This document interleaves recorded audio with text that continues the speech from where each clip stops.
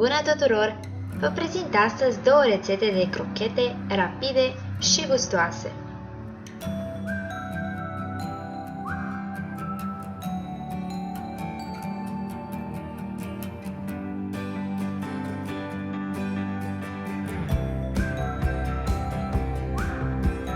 Pentru prima rețetă, punem la fier 500 de grame de cartofi.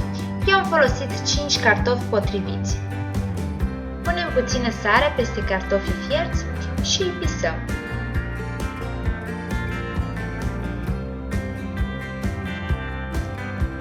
Iar apoi adăugăm oul bătut, cele 50 de grame de parmezan și pesmetul. Amestecăm compoziția foarte bine, iar apoi formăm biluțele.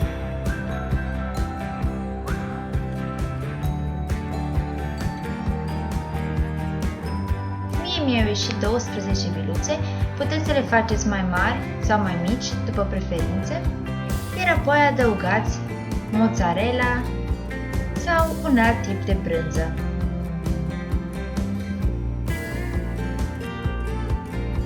Pentru a prăji crochetele avem nevoie de un ou, pesmet și făină. Dăm biluțele prin făină, ou, iar la final prin pesmet.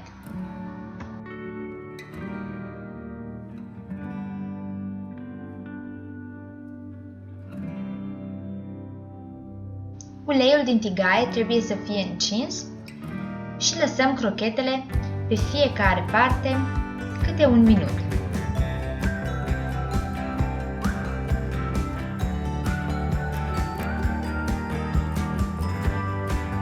Sunt gata, le punem pe o hârtie de bucătărie pentru a absorbe uleiul.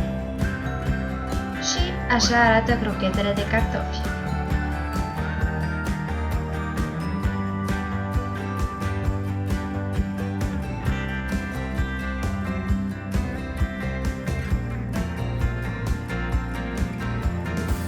Pentru cea de-a doua rețetă avem nevoie de 250 de grame de brânză rasă.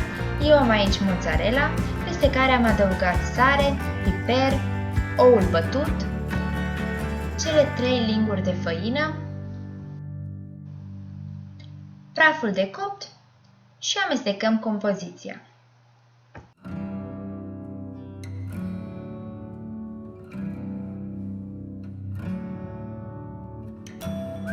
Umezim puțin mâinile și formăm biluțele.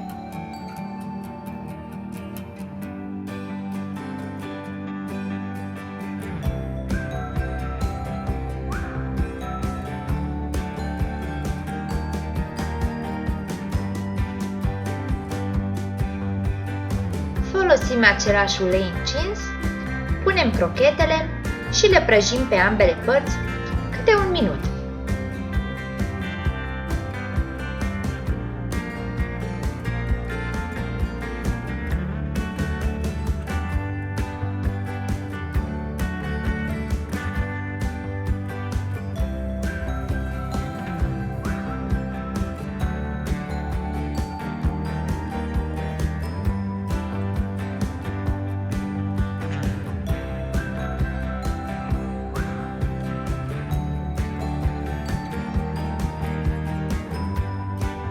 Le scoatem și le punem pe hârtie de bucătărie pentru a absorbe uleiul.